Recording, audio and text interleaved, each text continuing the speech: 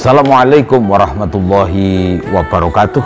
Jumpa lagi dengan saya Mustafa Al-Kifli di channel Ki Suluh Negeri Sabah. Sahabat-sahabatku, saudara-saudaraku semuanya, terutama anak-anakku, para pelajar, baik tingkatan dasar, menengah maupun atas, bahkan perguruan tinggi. Pada kesempatan kali ini, saya Mustafa Al-Kifli di channel Ki Suluh Negeri Sabah akan mencoba untuk berbagi bagaimana kita menjadi seorang dai-da'iyah yang profesional, yang tangguh, yang menarik, tetapi juga ketika kita mengikuti lomba dai-da'iyah, mubalighat atau lomba pidato di semua tingkatan, kita bisa menjadi juara. Apa resepnya?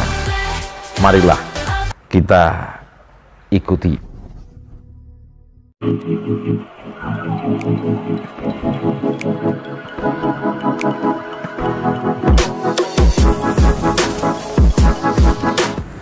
Assalamualaikum warahmatullahi wabarakatuh. Jumpa lagi dengan saya Mustafa Al-Kifli di channel Ki Suluh Negeri Sabah.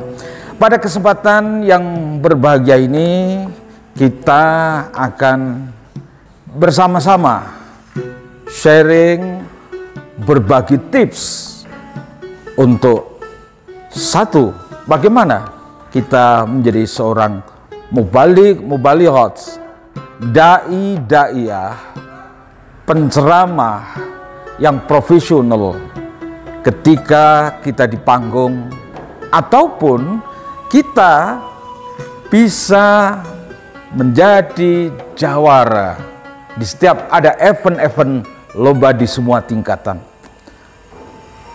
Oleh sebab itu, yang paling pokok, yang pertama adalah bahwa ketika kita akan lomba pidato, ini kita bagi menjadi dua, sebelum dan sesudah. Sahabat-sahabatku, anak-anakku semuanya, apa yang perlu kita persiapkan ketika kita akan mengikuti lomba pidato? Yang pertama, yang jelas kita itu harus senang.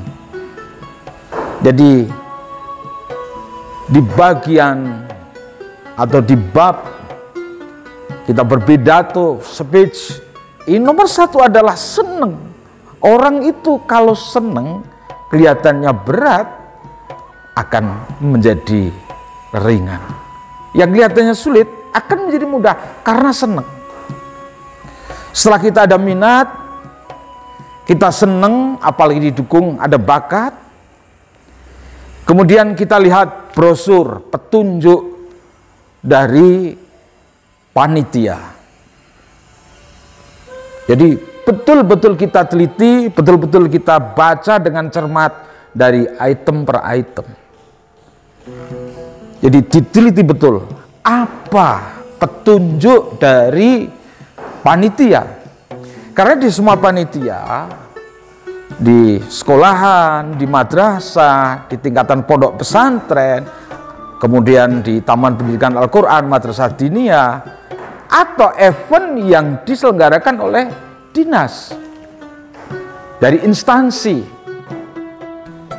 ini hampir-hampir mempunyai ciri-ciri tersendiri. Saya yang dari kecil sudah mulai belajar. Jadi ada event-event lomba baik di tingkat pelajar, ada di sekolahan, maupun sampai pada tingkat remaja di umum. Ataupun kita pernah di tingkatan instansi seperti di Polri. Kami dulu dari tingkat Polsek, kemudian naik ke Polres, kemudian dulu masih ada Polwil, kemudian Polda, kemudian ke Mabes Polri. Jadi ada kriteria lebih ketat, termasuk kalau di instansi kayak Polri maupun TNI, lomba pidato itu sikap, termasuk cara berjalan pun dinilai. Itu di sana. Nah, yang pertama adalah membaca betul. Jadi kita analisa, kita baca dengan cermat dari satu persatu item brosur yang panitia buat. Setelah kita memahami, kemudian kita persiapan fisik dan mental kita. Bagaimana? Ya, kita banyak berolahraga, kemudian jangan sampai kita sakit. Tidak kalah pentingnya adalah kita belajar vokal, karena penting. Jadi latihannya itu di tempat yang sepi boleh, atau di tempat yang sekaligus ramai.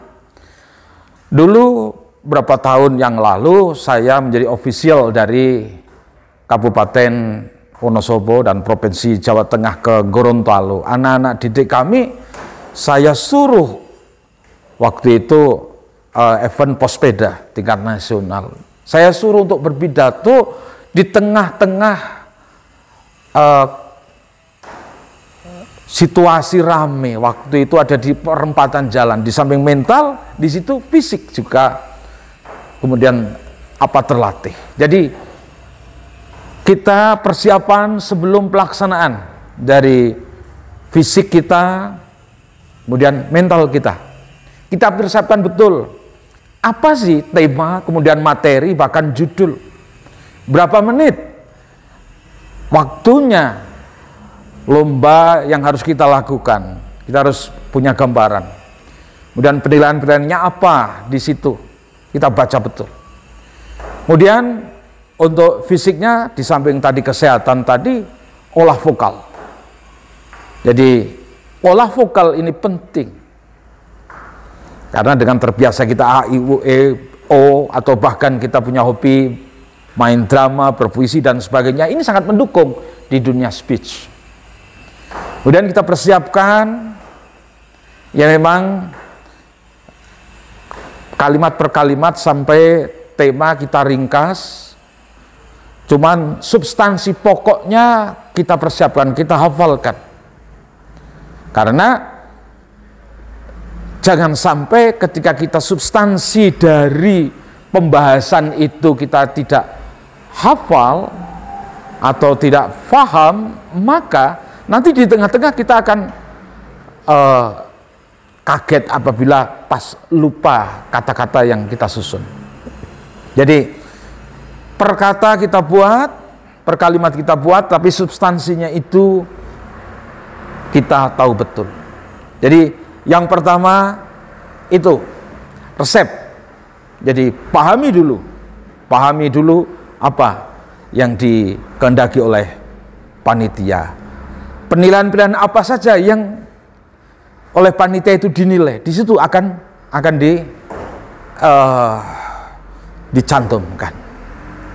Setelah persiapan dirasa sudah klik OK, jangan lupa sebelum kita itu melangkah untuk lomba, berdoa dulu pada Allah Subhanahu wa taala. Guru saya, Syekhina wa Murabbi Ruhina, beliau Bapak Kiai Haji Ahmad Halwani Nawawi Al-Qadiri dari Berjan Purworejo, mengijazahi pada saya untuk ketika kamu mau lomba, termasuk lomba speech, lomba pidato ini, bacalah Rabbi shrahli sadri wa yassir li amri wahlul 'uqdatam min lisani yafqahu qawli 7 kali.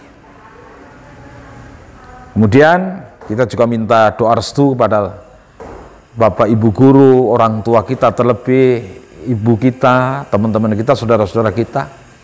Ini penting. Jadi persiapan menuju ke panggung. Kemudian yang kedua, apa yang mesti kita lakukan di panggung? Biasanya yang dinilai itu anak-anakku semuanya, sahabat-sahabatku semuanya, yang pertama adalah tema atau isi atau pembahasan. Kita harus pahami dulu pedomannya. Pidato kita memakai bahasa Jawa, bahasa Indonesia atau bahasa yang lain. Kalau pakai bahasa Indonesia, pakailah bahasa Indonesia yang baik dan benar.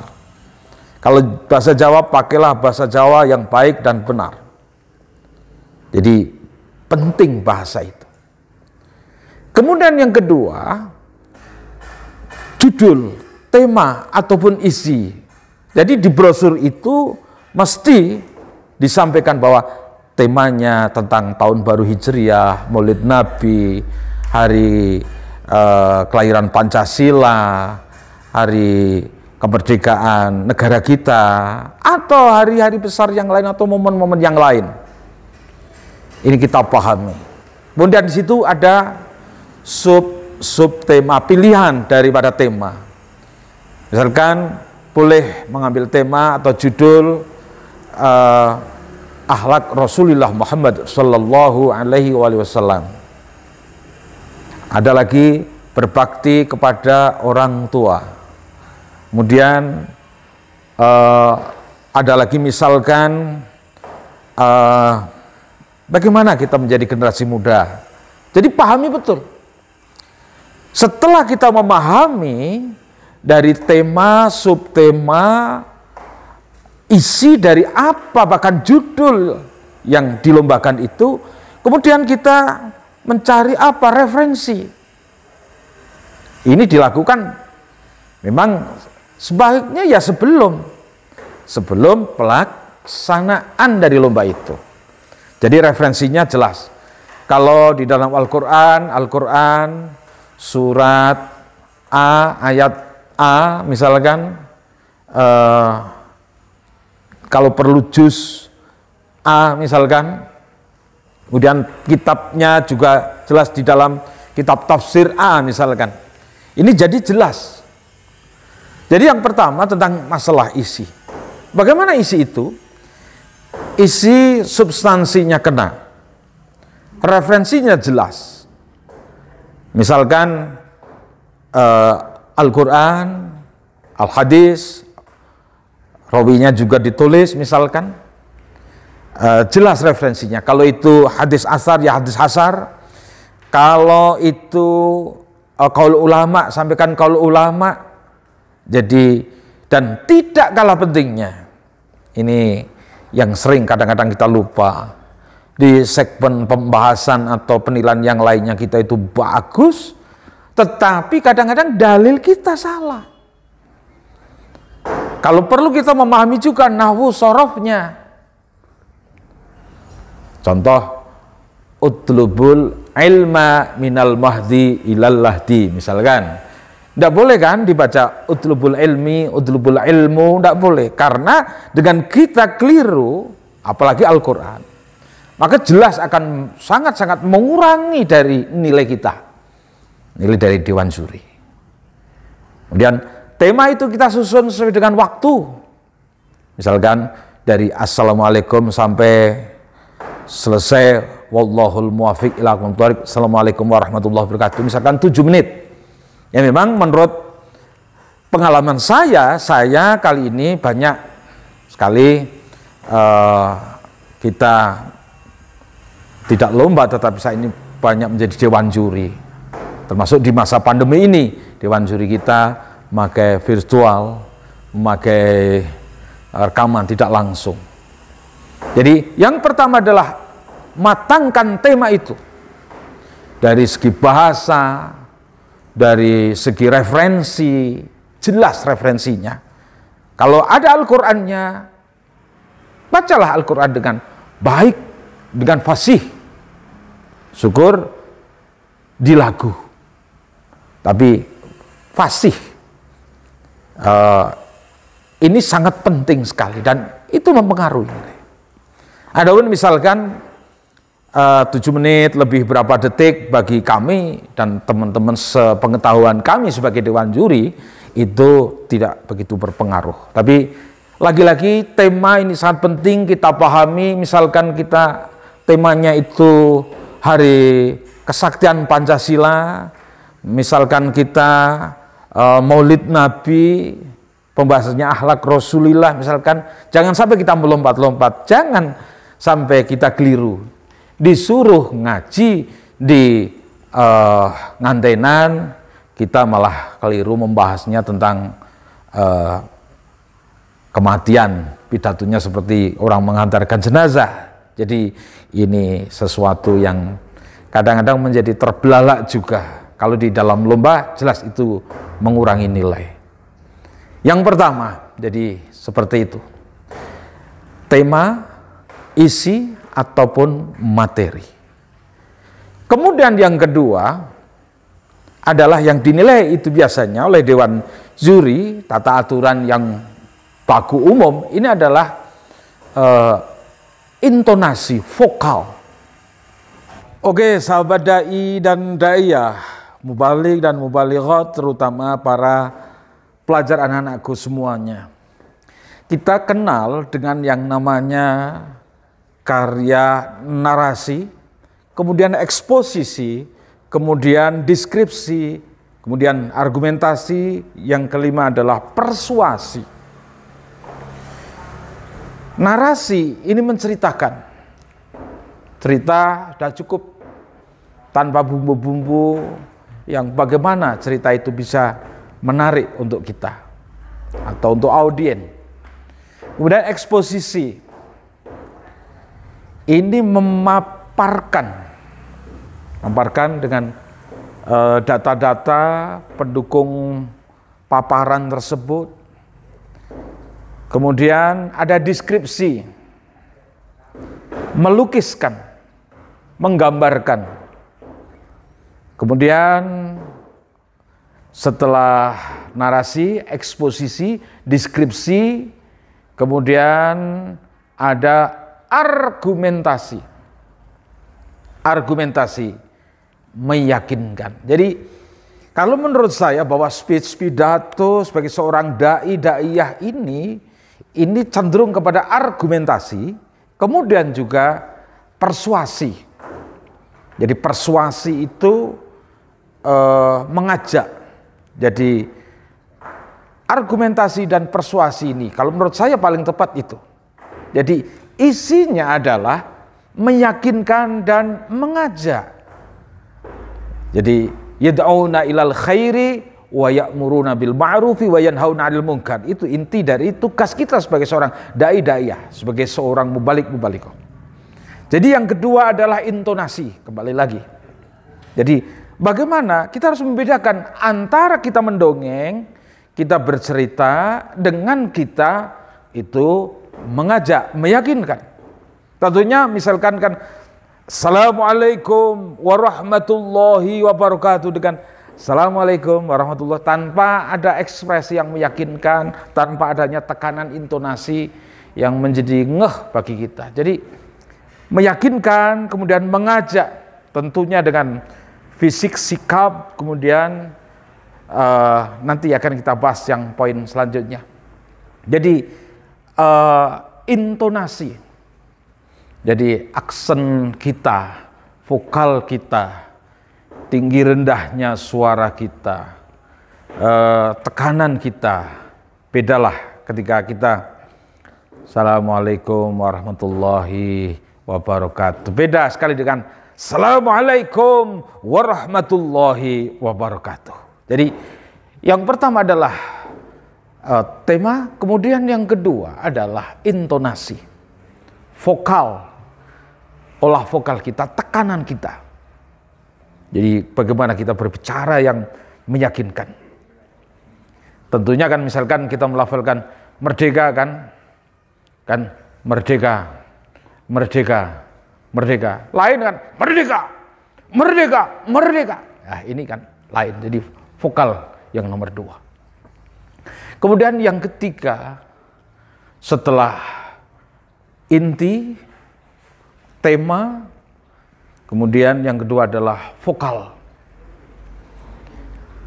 Tadi sudah kita sampaikan termasuk bagaimana ada tambahan-tambahan vokal, ada sela-sela yang menarik, misalkan yang mestinya harusnya misalkan A'udzubillahi minasyaitonirrajim, Ini biasa kemudian kita buat misalkan a'udzubillahi minasyaitonirrajim. Ini sudah lain. Jadi memang pertama saja kami sebagai dewan juri untuk menilai yang salam saja sudah kelihatan bagaimana dia nanti akan berbicara, intonasinya, gayanya, kemudian apa mimiknya atau ekspresinya. Ini bagaimana dan sebagainya. Ini dari awal sudah kelihatan. Kalau kita vokalnya bagus, Assalamualaikum warahmatullahi wabarakatuh, semangat, meyakinkan, ini dewan juri tertarik sekali. Ini isinya baik, ini bagus, cantik dan sebagainya ini. Kemudian yang ketiga, yang tidak kalah pentingnya, kunci dari lomba pidato Kuson adalah mimik, ekspresi. Jadi ketika ada lagi gestur gaya, misalkan olahan tubuh kita, ini kalah dengan dominasi ekspresi. Jadi ekspresi yang misalkan mengajak kita semangat, kita lawan para penjajah. Ini ekspresinya kelihatan, intonasinya meyakinkan, gestur mendukung. Lain dengan misalkan mari kita lawan para penjajah kita misalkan. Jadi sangat-sangat jauh sekali. Jadi mimik, saya pribadi sebagai dewan juri ini banyak sekali penilaian itu di samping tema, kemudian intonasi atau vokal tadi. Ini yang nilainya paling luar biasa menurut kami adalah vokal dan mimik atau ekspresi. Jadi ekspresi sangat penting anak-anakku. Jadi para dai-daya, para pelajar semuanya, jadi kita baik untuk apa? Menjadi dai-daiyah yang jawara ini, kita berarti di depan cermin juga. Bagaimana kita bisa tersenyum, bagaimana kita mimik kita sedih. Kita sedih. Tapi kita juga punya mimik yang ekspresif, bisa tersenyum. Kita kita misalkan menyampaikan kabar gembira, sampaikanlah dengan hati yang senang, kemudian mimik yang bergembira. Jadi kan lain. Assalamualaikum warahmatullahi wabarakatuh. Marilah kita pada kesempatan 17 Agustus ini kita teriakkan jajal merdeka, merdeka, merdeka, merdeka. Jauh. Jauh dengan ketika kita ngomong, marilah momen yang luar biasa tanggal 17 Agustus ini kita teriakkan zel-zel kemerdekaan, merdeka, merdeka. Lah ini sangat jauh sekali. Jadi tiga besar dari tema dan penjelasan tadi. Kemudian yang kedua adalah intonasi vokal kita. Kemudian yang ketiga adalah ekspresi. Termasuk diantaranya adalah gaya, gestur kita, termasuk juga pakaian kita. Cuman kami berpesan, pengalaman bagi saya, ketika dulu official memerintahkan saya pas lomba di tingkat nasional, di lomba Majelis Dakwah Indonesia tingkat nasional, dulu memperebutkan piala pada waktu itu Presiden Republik Indonesia, Bapak Haji Soeharto. Jadi dari official memaksakan saya harus pakai dasi, sedangkan saya kurang nyaman waktu itu kalau pakai dasi. Akhirnya jadi nervous. Makanya pada teman-teman Bapak Ibu guru pendamping, para official, anak diberi kebebasan juga. Kamu tuh nyamannya pakai apa? Kalau misalkan nyamannya pakai batik, udahlah pakai batik, enggak usah dipasangkan pakai jas, pakai dasi. Kemudian tips-tips berikutnya itu yang pokok tadi. Ketika kita agak nervous di samping berdoa tadi, Rabbi shrah li sodri, yang tidak kalah pentingnya tips kita adalah bagaimana kita bisa kamuflasekan kegrogian kita, kenervousan kita dengan apa? Macam-macam. Di antaranya boleh misalkan gini, ini sebetulnya kita agak gertan misalkan. Kalau kita gini, ini. Atau kalau kita pegang mic atau stand mic misalkan, ini menjadi salah satu cara untuk kita menutupi kenervesan kita, kegrogian kita. Oke, semoga bening walau setetes. Jangan lupa like, kemudian subscribe, bunyikan lonceng dan komen.